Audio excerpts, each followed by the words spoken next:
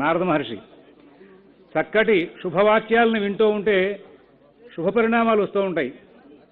మరి ఇప్పటిదాకా చక్కటి ఎండ కాచింది. చల్లనైన మనసుతో మన ముఖ్యమంత్రి వర్యులు వస్తుంటే వాతావరణం కూడా నేనున్నానయ్యా, మీ అందరికీ ఏసీ లేకపోయినా చల్లగా ఉంచుతానని చెప్పేసి ఆ మార్పు వాతావరణంలో కూడా కనపడేలాగా వచ్చింది. ఇటువంటి శుభమే రాబోయే కాలం అంతా కూడా మనకి జరిగే అవకాశం ఉంటుంది. ఇలా శుభకృత నామాన్ని రోజు తలుస్తూ ఉంటే మన ప్రమేయం లేకుండానే అంతా శుభం జరిగే అవకాశం ఉంటూ ఉంటుంది. ఈ సంవత్సరం భగవానుడు కూడా గ్రహ రూపంలో మనకి అనుగ్రహిస్తున్నాడు. ఆయన గ్రహాలంటే ప్రత్యేకంగా ఏమి ఉండవండి, సృష్టి పరిపాలన కోసం చెప్పేసి ఆయన డిప్యూటీస్గా ఈ యొక్క నవగ్రహాలని ఏర్పాటు చేసుకుంటూ ఉంటారు. ఆయన శ్రీ మహావిష్ణువు ఈ సంవత్సరం చక్కగా ఆధిపత్యాలని కూడా గ్రహాలకి మంచి మంచి ఆధిపత్యాలు ఇచ్చుకుంటూ వచ్చారు. ఆయన ఆ సృష్టికి ప్రభువు అయినటువంటి శ్రీ మహావిష్ణువు గ్రహ రూపంగా, గ్రహ సంచార రూపంగా కూడా ఈ సంవత్సరం అంతా కూడా మంచి ఫలితాలను ఇచ్చే విధంగా మనకు అనుగ్రహిస్తూ ఉన్నారు. అటువంటి శుభకృతు పంచాంగ శ్రవణం చేస్తున్నాం. శ్రీకళ్యాణ గుణావహం రిపుహరం దుస్వప్నదోషాపహం గంగా స్నాన విశేష పుణ్యఫలదం గోదానతుల్యం రుణాం ఆయుర్వృద్ధిదముత్తమం శుభకరం సంతాన సంపత్ప్రదం నానాకర్మ సుసాధనం సముచితం పంచాంగమాకర్ణ్యతాం. గ్రహాల యొక్క దృష్టి ప్రజల మీద అనుకూలంగా ఉంది. ప్రభుత్వం వలన ప్రజలు చాలా అనుకూలమైనటువంటి పరిణామాలని తీసుకుంటూ ఉంటారు, చాలా చక్కటి ఫలితాలు పొందుతూ ఉంటారు. పాలకుల వలన ప్రజలు సుఖించే అవకాశం వస్తుంది. పాలకుల విధానాల వలన ప్రజలు ఎంతో సుఖపడే అవకాశం వస్తుంది. ఈ రాబోయే కాలంలో గ్రహాల యొక్క సంచార ప్రభావం ఆ విధంగానే ఉంది. ప్రజా సంక్షేమం ప్రధాన ధ్యేయంగా ముందుకు వెళ్లే రీతిగా పాలనా విభాగం గోచరిస్తూ ఉంది. సహజంగా శుభకృత లక్షణం ఏమిటో తెలుసా? రాజతే పృథివీ సర్వా సతతం వివిధోత్సవై శుభకృద్వత్సరే వృద్ధి ప్రజానాం పశుభిః సహా. అసలు శుభకృతనామ సంవత్సరం యొక్క ముఖ్య లక్షణమే ఎప్పుడు కూడా ప్రజలు, పశువులు అన్నీ కూడా సుఖంగా ఉండాలి. అంటే ప్రజలకు కావాల్సింది, పశువులకు కావాల్సింది వాతావరణం బాగుండాలి, పాడి పంటలు బాగుండాలి. ఇవన్నీ కూడా బాగుంటూ వాటి యొక్క వృద్ధిని పొందుతూ ముందుకు వెళ్లే అవకాశం వస్తుంది. అలాగే మరి ఈ సంవత్సరం అంతా కూడా చక్కగా దేశమంతా కూడా ఉత్సవాలు జరుగుతూ ఉంటాయ్యా అని చెప్పుకుంటూ వచ్చారు. ఉత్సవాలు ఎప్పుడు జరుగుతాయండి? ప్రజలు బాగున్నప్పుడు జరుగుతాయి, ఆనందంగా ఆరోగ్యంగా ఉన్నప్పుడు జరుగుతూ ఉంటాయి, వాళ్ళకి కావలసిన ఆర్థిక సమృద్ధి చేకూరినప్పుడు జరుగుతూ ఉంటాయి. వర్ష లగ్నం, జగల్లగ్నం అని చెప్పేసి 2 లగ్నాలతో పంచాంగ గణితం చేసే వాళ్ళందరూ కూడా ఈ యొక్క పంచాంగంలో ఫలితాలు రాస్తూ ఉంటారు. మరి భగవంతుడు యొక్క అనుగ్రహం ఏమిటో తెలియదు కానీ ఈ సంవత్సరం 2 లగ్నాలు కూడా మిథున లగ్నాలు అయినాయి. వీటికి భాగ్య, రాజ్య, లాభస్థానాల్లో మొత్తం 6 గ్రహాల యొక్క సంచారం నడుస్తూ ఉంది. జ్యోతిష్ శాస్త్రం తెలిసిన వాళ్ళందరూ కూడా ఆ శుభకృతు పేరు వినంగానే ఆనందిస్తూ ఉంటారు. అలాగే శుక్రవారం మధ్యాహ్నం 10:46 నిన్న మధ్యాహ్నం చైత్రశుద్ధ పాడ్యమి ప్రవేశించింది. శుక్రవారం పూట చైత్రశుద్ధ పాడ్యమి ప్రవేశం. అలాగే ఈ వర్ష లగ్నానికి, జగల్లగ్నానికి కూడా భాగ్య, రాజ్య, లాభస్థానాల్లో 6 గ్రహాల యొక్క సంచారం, ఇందులో ముఖ్యమైన గ్రహాలని కూడా ఉన్నాయి.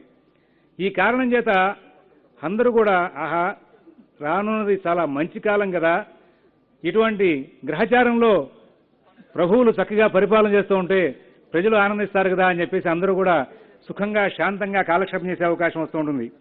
అటువంటి ఈ వర్ష లగ్నం, జగల్లగ్నం కానీ, అలాగే మరి ప్రవేశ ఘడియలను కానీ వీటన్నిటిని కూడా చూసుకుంటూ వస్తే చాలా మంచి పథకాలు చేసి ప్రజలకు బాగా ఆనందాన్ని కలిగించే అవకాశం ప్రభుత్వంలో ఉన్నటువంటి పాలకులకు, ఆ ప్రభుత్వంలో ఉన్నటువంటి పాలకుల యొక్క నిర్ణయాలను అమలు చేసేటువంటి ఆ యొక్క సిబ్బందికి కూడా అవకాశం కుదిరే అవకాశం ఉంది. శుభకృద్వత్సరే వృద్ధి ప్రజానాం పశుభిః సహా. ఇక్కడ జ్యోతిష్ శాస్త్రం గురించి తెలిసిన వాళ్ళందరూ కూడా సహజంగా ఎవరి పర్సనల్ జాతకాలు తీసినా, దేశ యోగాలు చూసినా గురువుని గురించి ఆలోచిస్తూ ఉంటారు. ఎందుకంటే గురువుకు 2 లక్షణాలు ఉన్నాయి. ఆయన స్వయంగా ఇచ్చేటువంటి ఫలితాలు, అలాగే పాలకులకి చక్కటి సలహాలు ఇస్తూ నడిపించేటువంటి లక్షణాలు. ఇటువంటి 2 లక్షణాలకి సంబంధించి కూడా ఈ సంవత్సరం బృహస్పతి అంటే గురువు చాలా అనుకూలంగా సంచారం చేస్తూ ఉన్నారు. ఆయన ఈ సంవత్సరం అంతా కూడా ఆయన సొంత ఇల్లు అయినటువంటి మీనరాశిలో సంచారం చేస్తున్నారు. ధనానికి, ఆరోగ్యానికి విద్యకి, ఈ మూడిటికి కూడా కారకుడు ఆ యొక్క బృహస్పతి. అటువంటి బృహస్పతి రాజగురువు. ఆయన పాలకులకు కూడా మంచి సలహాలు ఇస్తూ ఉంటారు. ఈ కారణం చేత ఈ సంవత్సరం అంతా కూడా పాలకుల యొక్క విధానాలు ఏమిటి, గురువు యొక్క సంచార ఫలితాలు ఏమిటి, ధనం విషయంలో, ఆరోగ్య విషయంలో, విద్యా విషయంలో మనం ఇంకా చాలా చక్కటి ఫలితాలు పొందే అవకాశం ఉంది. అందరికీ తెలుసు 2 సంవత్సరాలుగా కరోనా ప్రభావంగా చాలా ఇబ్బందులు వచ్చినాయి. అవన్నీ కూడా సమాజంలో తొలగి ఈ సంవత్సరం శుభకృతు అన్న పేరుకు తగ్గట్టుగా మంచి ఫలితాలకు దగ్గరికి వస్తోంది. అలాగే జీవనోపాధి కారకుడు శని. అందరూ శని పేరు చెప్తే భయపడతారు, కానీ శని చాలా ఉత్తమమైన గ్రహం. ఆయుష్ ఇస్తూ ఉంటాడు, జీవనోపాధిని ఇస్తూ ఉంటాడు. అటువంటి ఈ యొక్క శని కూడా స్వక్షేత్రంలో సంచారం చేస్తున్నాడు. వైద్యం బాగా అమలు జరగాలి అంటే శని సంచారం బాగుండాలి. మనం ఆంధ్రదేశంలో గత 2 సంవత్సరాలుగా ఈ కరోనా సమస్యను దాటుకుని ముందుకు వచ్చామంటే శని స్వక్షేత్రంలో సంచారం చేస్తూనే ఉన్నారు. కాబట్టి ఆయన ఈ సంవత్సరం కూడా ఆ గురువుకి తగ్గట్టుగా నేను కూడా అనుకూలిస్తానయ్యా అంటూ పక్కనే స్వక్షేత్ర సంచారం చేస్తూ ఉన్నారు. ఈ కారణం చేత జీవనోపాధి కారకుడైనటువంటి శని సంచార ప్రభావం మరి కొత్తగా ఉద్యోగాల కోసం వెతుకులాడేటువంటి వాళ్ళందరికీ కూడా అనుకూలమైన ఫలితాలు ఇచ్చే అవకాశం కనబడుతోంది. ఇక ముఖ్యమంత్రి వర్యులు వారి కేబినెట్లో ఇతర మంత్రులను ఎట్లా ఏర్పాటు చేసుకుంటారో ఈ సంవత్సరాన్ని పరిపాలించే విభాగంలో కూడా ఈ సంవత్సరానికి సంబంధించి నవనాయకులు అనే పేరుతో మరి 9 మంది నాయకులను ఏర్పాటు చేస్తారు. అందులో ఈ సంవత్సరం ఎక్కువగా గ్రహాలన్నీ కూడా శుభగ్రహాలే ఆధిపత్యాలు తీసేసుకున్నాయి. మంత్రి గురువై ఉన్నారు. ఈ మంత్రి గురువైన కారణంగా ఎప్పుడు కూడా చాలా చక్కటి పథకాలు అమలు జరగడానికి, కొత్త కొత్త పథకాలు ముందుకు వెళ్ళడానికి అవకాశాలు బాగా వచ్చే అవకాశం కనబడుతోంది. మనం గత కొద్ది కాలంగా నవరత్నాలు అని వింటూ ఉన్నాం. ఆ పేరు పాతపడుతుందేమో, ఇంకా రత్నాలు పెరగచ్చేమో, ఇంకా ఉపరత్నాలు కూడా వచ్చి పథకాల సంఖ్య పెరిగి ప్రజలకు ఇంకా కావాల్సినటువంటి ఏర్పాట్లు జరిగే ప్రయత్నంలో ఈ సంవత్సరం చాలా చక్కనైనటువంటి ప్రణాళికలు జరిగే అవకాశం ఉంటుంది. భవంతి గావస్తుదుఘా ఫలితా ధాన్యజాతయ క్షేమారోగ్యే సుభిక్షంచ సచివే సురమంత్రిణి. ఆ గురువు చాలా చక్కగా సంచారం చేస్తూ ఆయన మంత్రిగా ఉన్న కారణంగా ఈ సంవత్సరం అంతా కూడా భూమి అంతా కూడా గోకులంలాగా ఉంటుందయా అని చెప్పారు.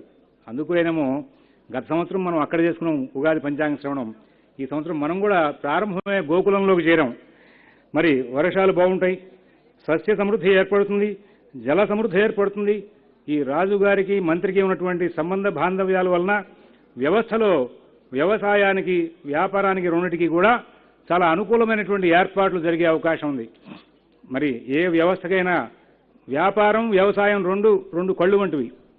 అటువంటి ఈ 2 కళ్ళని కూడా చాలా బాగా అనుకూలంగా ప్రేరణ చేసి ఇంకా అభివృద్ధి దిశగా తీసుకువెళ్లేటువంటి ప్రయత్నాలు బాగా జరుగుతూ ఉంటాయి. అలాగే ఈ యొక్క సేనాధిపతి ఈ సంవత్సరం బుధుడై ఉన్నారు. బుధుడు కూడా శుభగ్రహం.